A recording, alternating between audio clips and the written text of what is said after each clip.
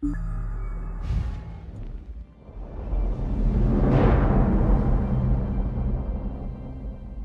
name is Nick Conkle, and I'm lead gameplay designer for the Elder Scrolls Online.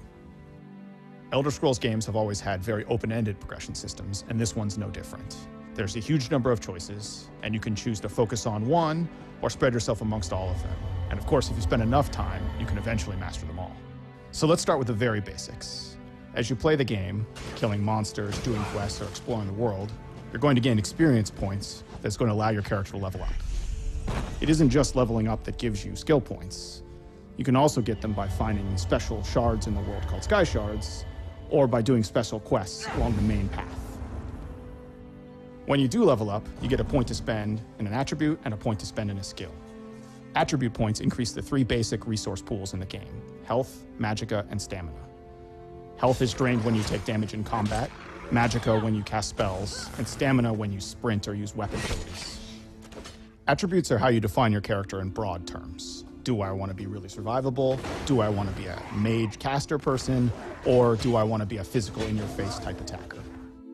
Skill points, on the other hand, allow you to define your character in a specific way. So you can spend a point to learn an ability or a spell, and abilities or spells belong to a skill line, which is a thematic connection of abilities. The more you use abilities from a specific skill line, like say Stone Fist from the Earth Magic skill, the more you'll have access to the abilities later in the line, like Petrify or Magma Armor.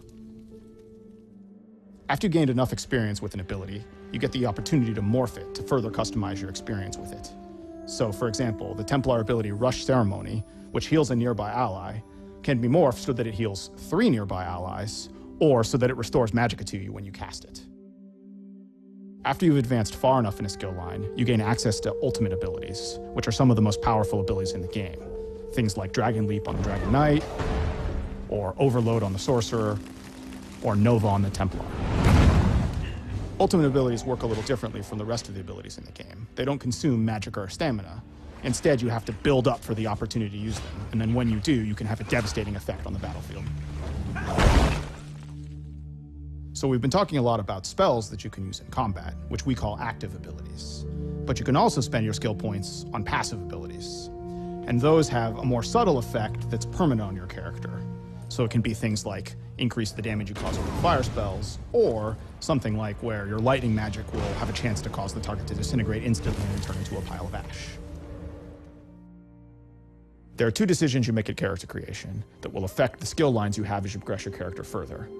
Your race, which gives you a set of abilities that helps define the identity of that choice, and your class, which actually gives you 3 unique skill lines that follow a general theme without actually forcing you into a specific role.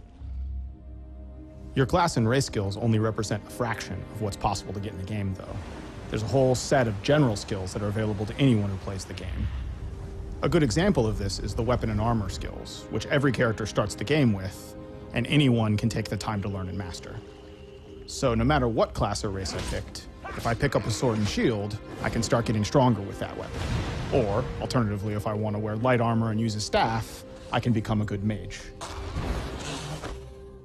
You can also find entirely new skill lines for your character by playing the game and exploring the world. This ranges from relatively easy things to do, like join the Mages Guild or join the Fighters Guild, or by finding out in the world the opportunity to become a werewolf or a vampire. Getting one of these new skill lines gives you the opportunity to get special abilities that wouldn't be available to your character otherwise.